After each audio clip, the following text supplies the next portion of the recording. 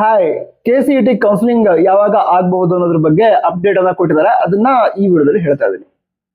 ಈಗ ಮೊದಲಾಗಿ counselling start ಆಗೋಕ್ಕಿಂತ ಮೊದಲು ರಿಸಲ್ಟ್ ಅನೌನ್ಸ್ ಆಗಬೇಕು. KCET ರ್ಯಾಂಕ್ ಅನೌನ್ಸ್ ಆಗಬೇಕು. ಓಕೆನಾ?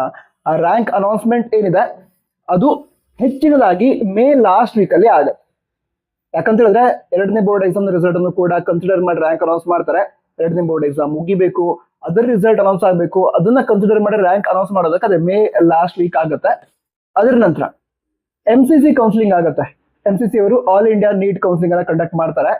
ಅವರು ಕೌನ್ಸಿಲಿಂಗ್ ಸ್ಟಾರ್ಟ್ ಮಾಡಿದ ನಂತರ KEದವರು ಕೌನ್ಸಿಲಿಂಗ್ ಸ್ಟಾರ್ಟ್ ಮಾಡಬೇಕು. So MCC all India counselling ಏನಿದೆ ಇದು ಜೂನ್ ಮೊದಲನೇ ವಾರದಲ್ಲಿ ಸ್ಟಾರ್ಟ್ ಆಗೋ ಚಾನ್ಸಸ್ ಇದೆ. ಅದಕ್ಕೋಸ್ಕರ ಜೂನ್ ಎರಡನೇ ವಾರದಲ್ಲಿ ಯಾವ ಕೌನ್ಸಿಲಿಂಗ್ ಸ್ಟಾರ್ಟ್ ಆಗುತ್ತೆ ಹೇಳಿ, ಈ KEದವರು ನಡೆಸುವಂತಹ KCET ಹಾಗೆ ನೀಟ್ ಕಂಬೈನ್ಡ್ ಕೌನ್ಸಿಲಿಂಗ್ ಸ್ಟಾರ್ಟ್ ಆಗುತ್ತೆ. ಕಂಬೈನ್ಡ್ ಕೌನ್ಸಿಲಿಂಗ್ ಅಂದ್ರೆ ಏನು ಅಂತ ಡೀಟೇಲ್ ಆಗಿ ನಾನು ಎಕ್ಸ್ಪ್ಲೈನ್ ಮಾಡಿದ್ದೀನಿ. ಸೊ ಚೆಕ್ ಮಾಡಿ. ನಂತರ ನಮ್ಮ ಚಾನಲ್ ಮೆಂಬರ್ ಕೂಡ ಆಗ್ಬಹುದು. ಅಲ್ಲಿ ಕೂಡ ಅಂದ್ರೆ ಜಾಯಿನ್ ಬಟನ್ ಅದನ್ನ ಕ್ಲಿಕ್ ಮಾಡಿ ಮೆಂಬರ್ ಆಗ್ಬಹುದು. ಅಲ್ಲಿ ಕೂಡ ಹಲವಾರು ಇಂಪಾರ್ಟೆಂಟ್ ವಿಡಿಯೋಗಳನ್ನ ನಾನು ಶೇರ್ ಮಾಡ್ತಾ ಇದ್ದೀನಿ. ಸೊ ಸಿಗೋಣ. All the best. ಜೈ ಹಿಂದ್. ವಂದೇ ಮಾತರಂ.